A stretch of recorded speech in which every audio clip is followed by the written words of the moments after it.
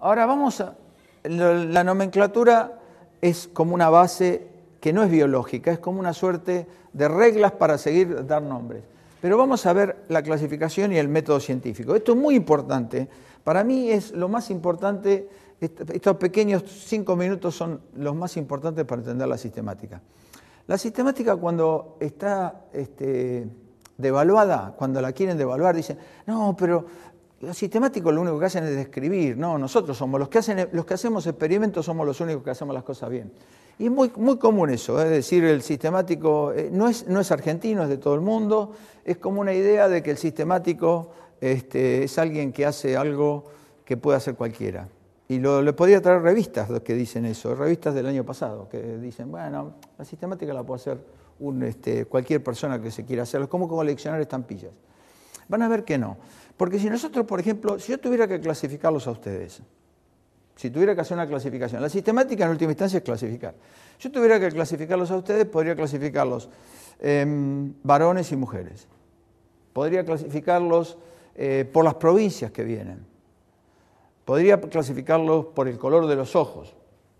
Podría clasificarlos por el color de la ropa. Cada grupo de objetos tiene infinitas clasificaciones posibles. Ahora, ¿por qué? ¿Cuál sería el objetivo de una clasificación de los seres vivos? Obviamente, si uno quiere estar dentro del método científico, esa clasificación tiene que ser una clasificación predictiva. Porque de las que ustedes estoy haciendo, que son todas clasificaciones posibles, yo preguntaría, y eso sería una buena pregunta para los alumnos, ¿cuál es la mejor? ¿Cuál es la mejor clasificación de todos ustedes? Y la mejor clasificación de todos ustedes nunca la podría encontrar si no tengo un objetivo. Es decir, dígame para qué la quiere clasificación. Si usted la quiere para hoy distribuir los pasajes de dónde vienen, es obvio que la mejor clasificación es de la cuestión geográfica. Si es para distribuir que tengo que hacer habitaciones separadas en el hotel y cuáles son varones y cuáles son mujeres, digamos. O sea que lo primero que tengo que saber cuando quiero hacer una clasificación, cuál es la mejor y quiero contestar cuál es la mejor, es saber cuál es el objetivo. El objetivo de la ciencia es tener clasificaciones predictivas. ¿Y qué significa predictivas? Clasificaciones que contengan las leyes científicas.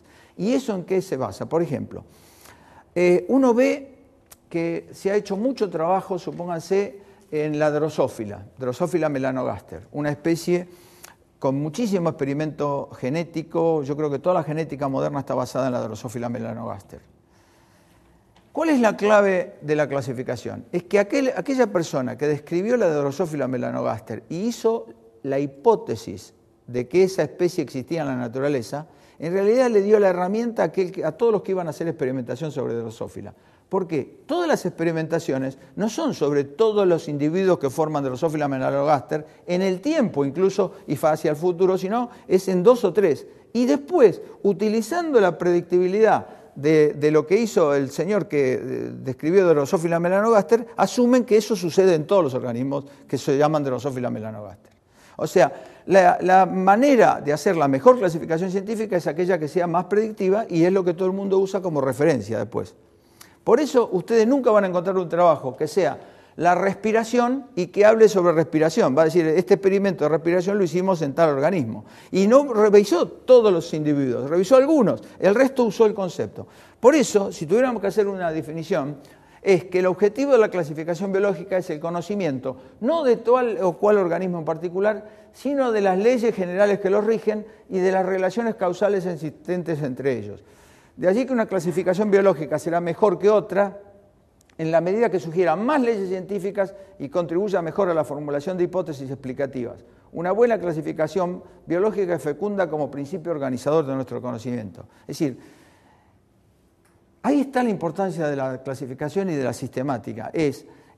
Todo lo que se hace en biología tiene una estructura de base que es la clasificación. Y si una clasificación está mal hecha, lleva al error a aquel que está experimentando utilizando esa idea.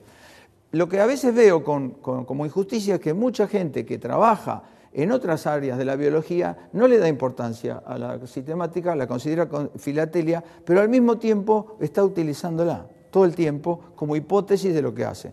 Ahí está la clave. La clasificación biológica es una hipótesis sobre el orden natural. Es decir, ¿Qué es lo que existe en la naturaleza? Es una hipótesis. Ahora, ¿por qué? Si ustedes le dieran a decir cuál es la mejor clasificación de los seres vivos, si les preguntan, y es una buena pregunta para los alumnos también, ¿cuál es la mejor clasificación de los seres vivos? Ustedes van a poder decir, bueno, yo las plantas las puedo clasificar en arbustos y árboles. Y no es mala, pero ¿es explicativa? No va a ser explicativa, porque dentro de árboles voy a tener cosas muy diferentes que tienen la forma de un árbol, pero que tienen muy poco en común. Lo que es evidente que le va a ser la mejor clasificación es aquella que es más predictiva, que contenga al sistema generativo de lo que voy a clasificar. ¿Y cuál es el sistema generativo?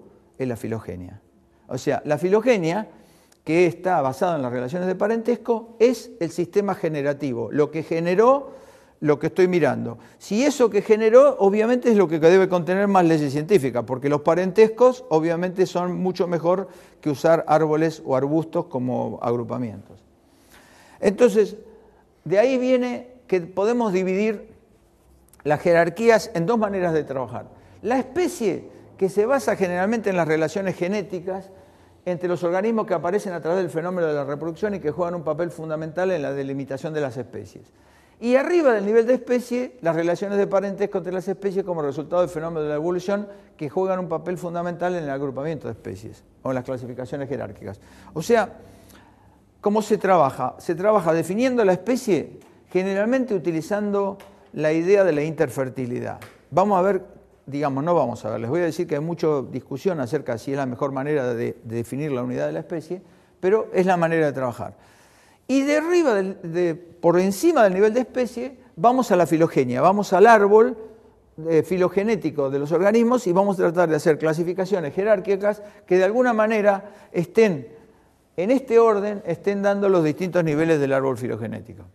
La pregunta, vuelta al alumno, es, ¿ustedes creen que la naturaleza tiene una estructura jerárquica? Cosa que uno podría discutir. Por ahí no, digamos, se ha probado en algunos casos que hay transmisión genética desde un organismo a otro.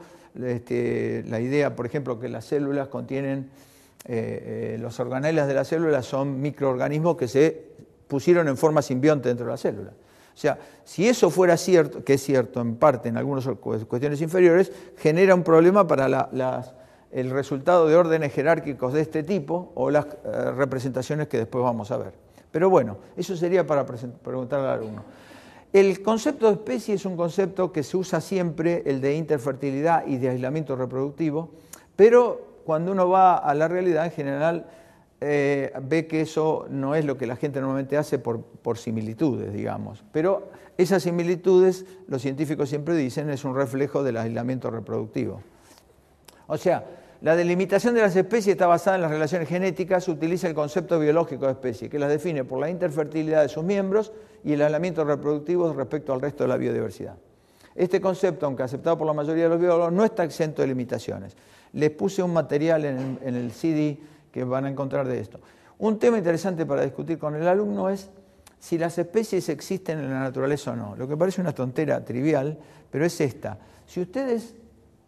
Nosotros, las discontinuidades que vemos en la naturaleza nos permiten hacer las clasificaciones. Es decir, encontramos que entre distintos organismos hay discontinuidades. Esas discontinuidades, que a su vez son los aislamientos reproductivos, incluso discontinuidades mayores entre los distintos grupos.